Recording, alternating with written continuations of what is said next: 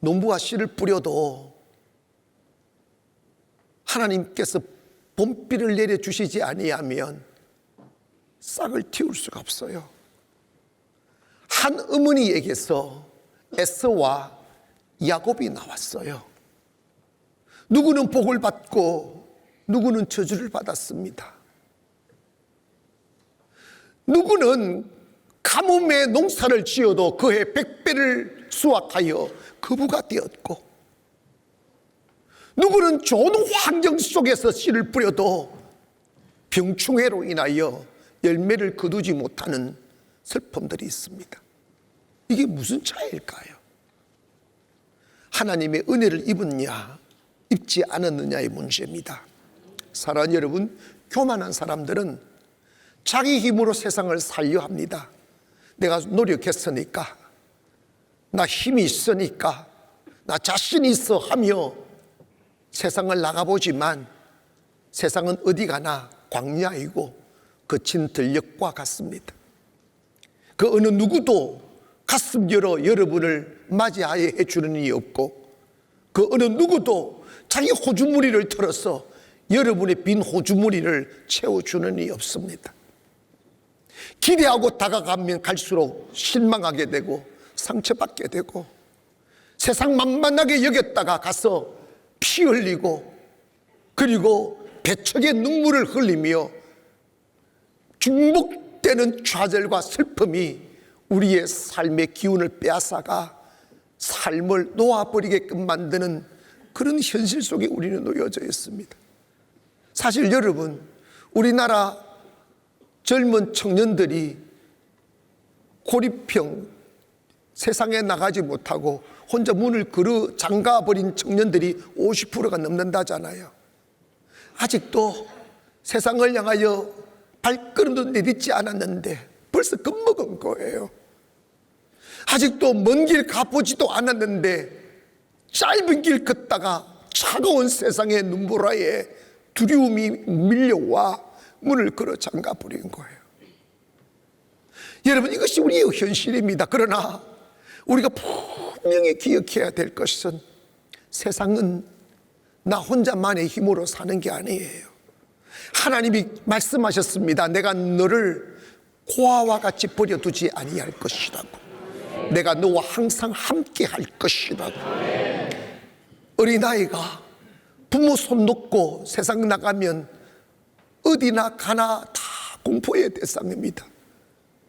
그러나 비록 그치로도 엄마 손 딱 잡는 순간 세상이 평안하듯, 우리가 주님 손 놓고 세상 나가면 어디나 슬퍼요, 어디나 외롭고 어디나 힘들어요. 그러나 주님이 내 손 딱 잡아주시고 그것이 믿어진다면 주님의 따스한 그 손길의 온기가 여러분의 가슴에 느껴지면 어디 가나 노래할 수 있고 어디 가나 꿈꿀 수 있습니다. 여러분, 기억하세요. 하나님은 우리에게 현실을 주시는 분이 아니라 꿈을 주시는 분입니다. 아브라함아, 너 고향 친척 아비 집을 떠나 나올래? 내가 그러면 내가 너를 복 줄게.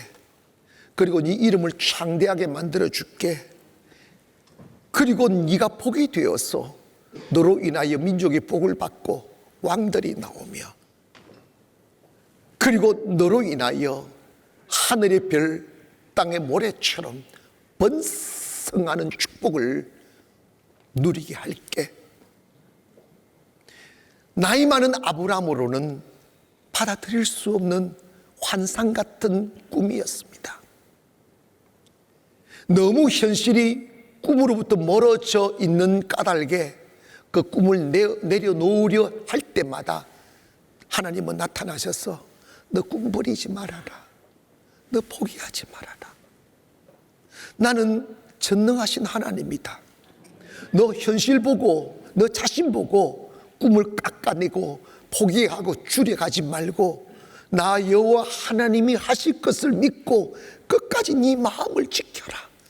세상의 실패의 파도가 거듭 몰려와 너의 꿈들을 산산조각 낼지라도 너 나만 바라봐. 내가 할 거야. 하시며 아브라함에게 요구하셨던 하나님의 요구는 현실 보고 꿈을 접지 말라는 말씀이었습니다. 지금까지 걸어온 여러분의 삶의 여정 속에 성공보다 실패가 많았고, 환영보다 배척이 많았고, 기쁨보다 슬픔이 많았을 겁니다. 꿈 없이 세상에 나가는 사람 어디 있겠어요? 그러나 세파의 파도가 너무 강해요. 그 거친 파도에 화르르 무너질 때마다 주님 없으면 우리는 쓰러지는 거예요. 저는 교회 유지도 안 되는 시대라고 말하는데 2004, 5천은 딱 100% 성장해요.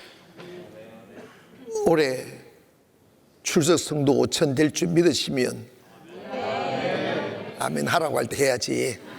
믿으시면 아멘 합시다. 된다고요.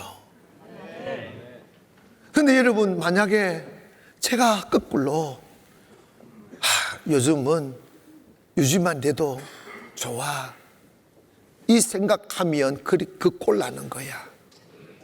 현실 보지 맙시다. 주님 의지합시다. 주님이 하실 것을 믿기를 원합니다. 근데 된다고요. 근데 여러분 가정에도 매한 가지입니다. 여러분, 어제에 반복되었던 실패의 기억들, 여러분의 텅 빈 호주머니, 그리고 세상보다 너무 작게 여겨지는 여러분의 모습을 보지 마시고, 우리의 그리스도인의 삶은 내 육체의 욕망을 실현하는 삶으로 사는 것이 아니라 하나님의 꿈을 이루어드리는 비셔너리로 사는 거예요. 그런데 하나님이 우리의 그 위대하고 원대한 꿈들을 이루는 길을 너의 돈과 수고로 이루어라 말씀하지 아니하고 전혀 다른 비밀 하나를 말씀하는 거예요. 그 길이 어디 있느냐? 하나님을 경외하는 데 있다는 거예요. 시편 28편 1절에 여호와를 경외하면 그의 길을 걷는 사람마다 복이 있도다.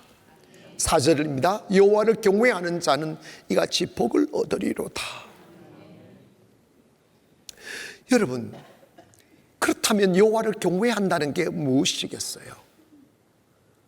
우리 교회 오셨습니다. 예배 자리에 앉으셨습니다. 어떤 사람들의 예배는 하나님이 받으실 것이고 어떤 사람들의 예배는 구경꾼으로 여겨질 것입니다. 우리 속에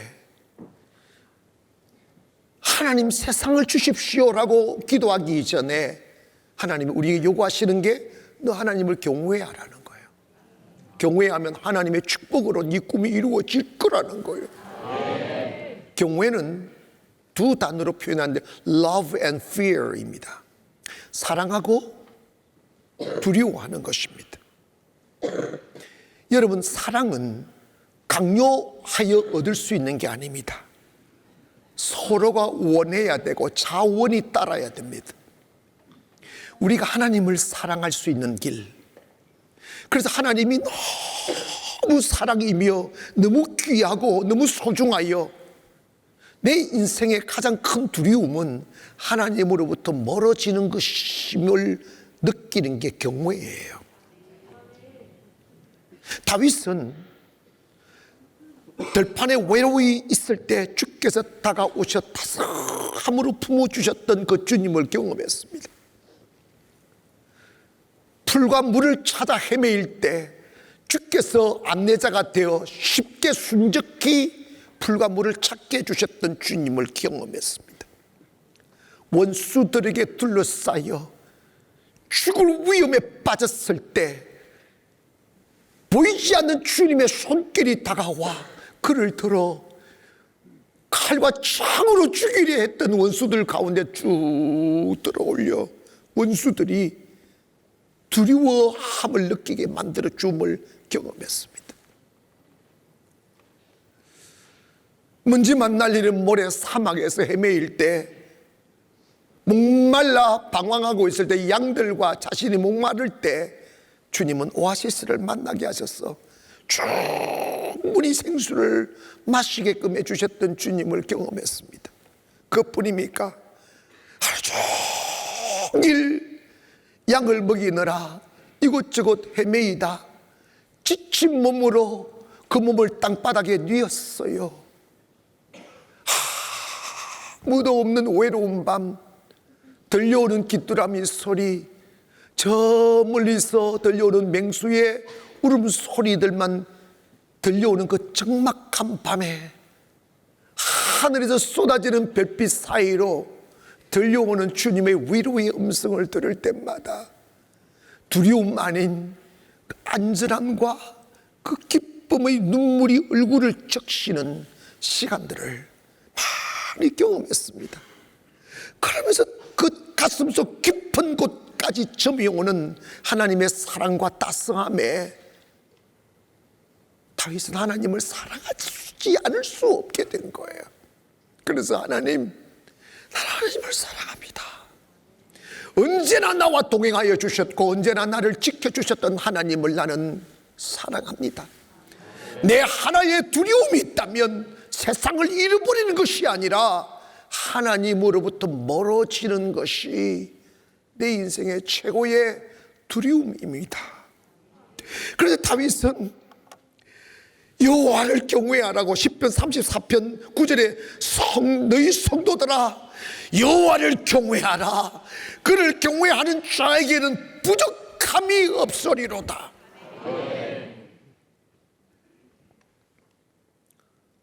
여러분, 우리는 어리석은 자도예요. 물 없는 곳에 웅덩이를 파며 살았습니다. 헛된 수고를 하며 젊음을 바쳤고 이룰 수 없는 헛상을 향하여 인생을 낭비하며 살았습니다.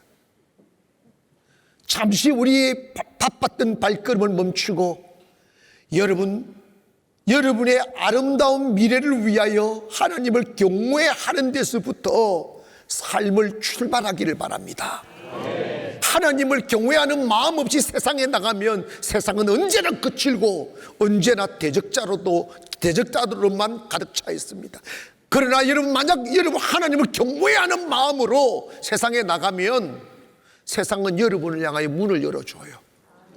이해가시면 아멘. 세상은 여러분을 향하여 따뜻한 품을 내어주신다고요. 여러분 기억하십시오. 세상을 경쟁으로 살지 말기를 바랍니다. 나는 그걸 외치고 싶어요. 여러분, 경쟁 속에 뛰어들면 삶은 상처투성이가 됩니다. 은혜의 사람은 경쟁으로 살지 않아요. 아멘 합시다. 저는 예배만 드리기를 원합니다. 예배 드리니까 경쟁 없는 세상 속에 살더라고요. 말씀이 여호와를 경외하는 자에게 복이 있도다. 어떤 복인가? 첫째, 사업의 복이 있어요.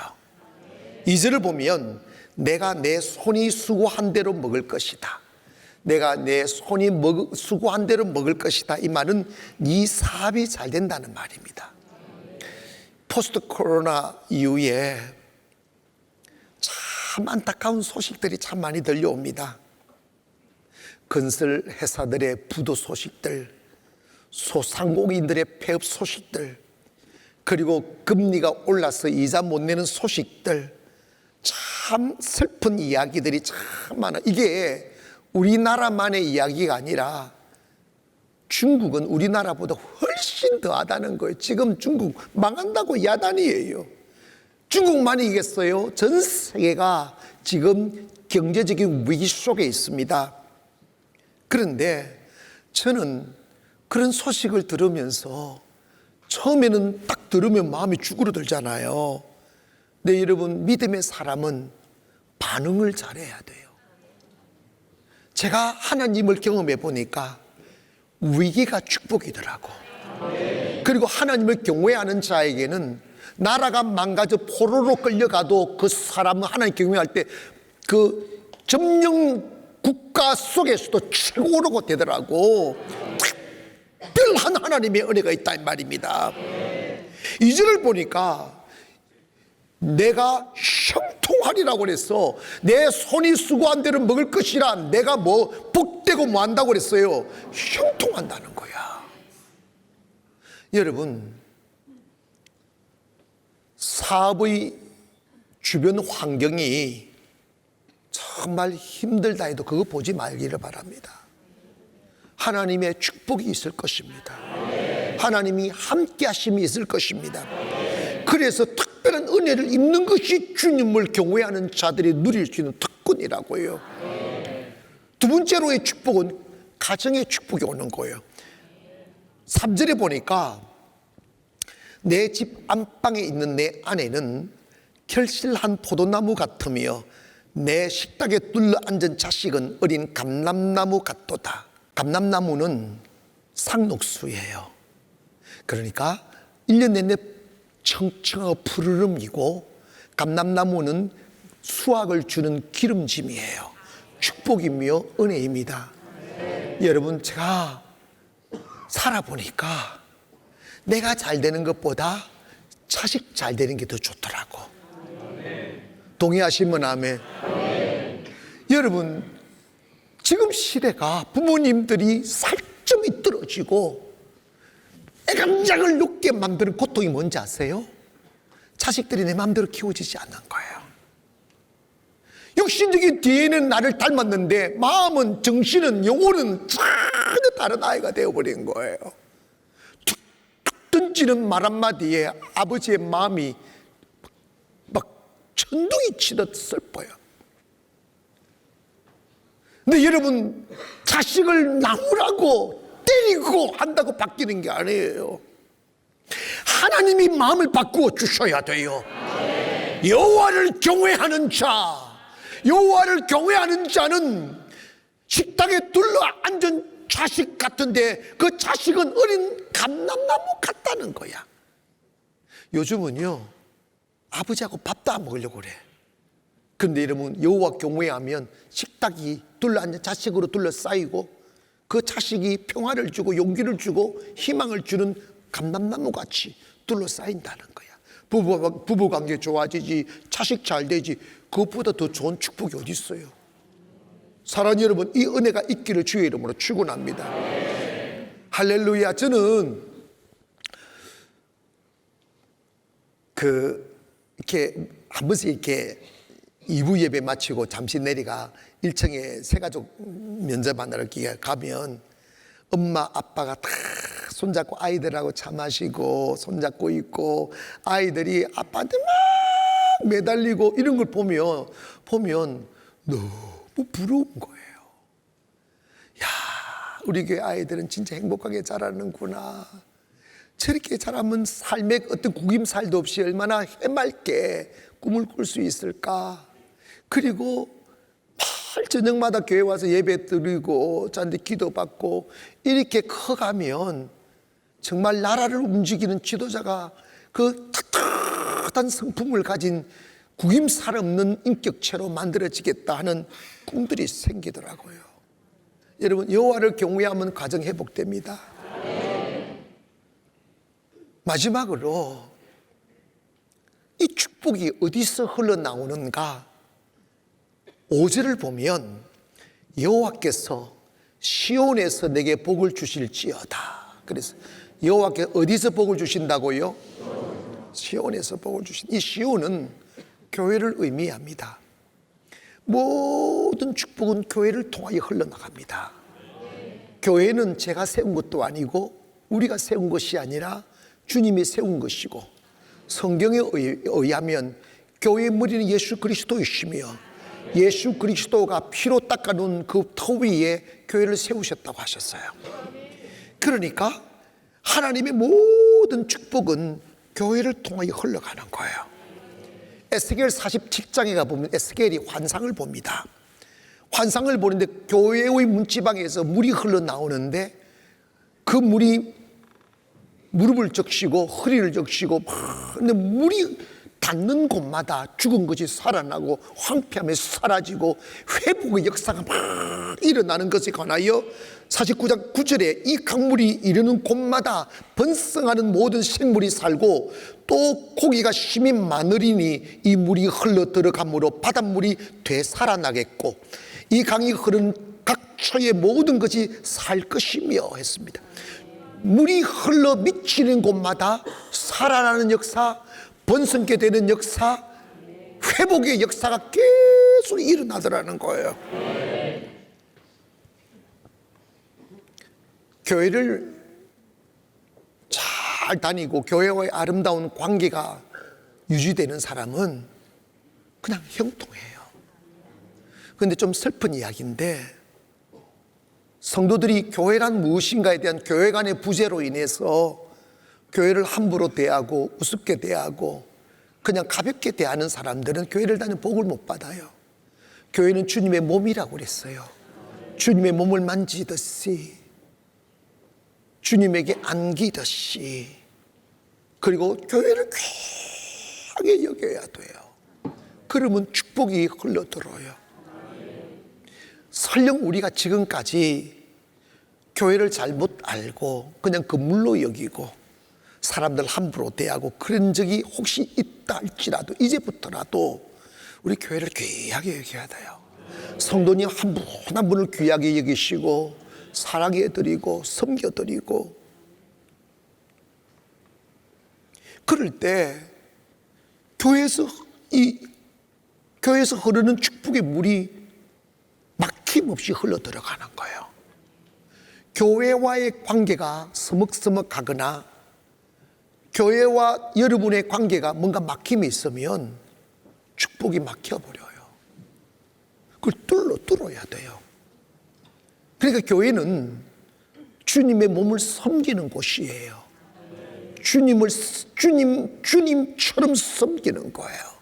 그래서 교회 오면 행복하고, 교회에 앉아 있음이 영이 살아나고 하나님의 축복이 막 느껴지고, 이 모습으로 예배를 드리고 가셔야 여러분의 축복이 막히지 않는 거예요. 저는 이 여러 교회를 다녀보았는데 오래 교회 다니는 사람들이 핍절한 삶을 사는 사람들을 보게 됩니다. 근데 딱 추적해보면 교회는 나오긴 나오는데 교회에 와서 주인 행세하고 큰소리 팍팍 치고 그냥 사람들에게 상처 주고 목사님의 가슴에 못질하고 이런 사람들, 여러분 복을 못 받더라고. 나는 어차피 못질해도 바뀌지도 않으니까 상상을 하지 마세요. 아멘. 근데 여러분 기억하세요. 정말 교회 사랑하세요. 제가 목사라는 생각을 버리고 일반적으로 생각했을 때 이 어두운 세상을 바뀔 수 있는 곳, 타락한 백성들을 일깨울 수 있는 곳, 삶을 놓아버린 사람에게 꿈을 줄 수 있는 곳이 어딜까? 교회 외에, 하나님을 섬기는 공간 외에 어디 있어? 하나님만이 생명인데 하나님을 만나게 하는 공간만이 희망을 줄 수가 있어요. 교회가 일어나야 됩니다. 그리고 세상에 빛이 되어야 됩니다. 그리고 꿈을 꺾어버린 사람들에게 꿈을 줄 수 있어야 돼요. 에베소서 1장 23절을 보면 교회를 이렇게 요약하면, 교회는 그의 몸이니 만물 안에서 만물을 충만케 하시는 이에 충만이라. 교회가 주님의 몸인데 그 몸이 만물 안에 있다, 세상 속에 있다는 거예요. 그래서 교회가 세상 속에 있으면서 메말라 빠진 세상을 충만케 하는 곳이 교회라는 거예요.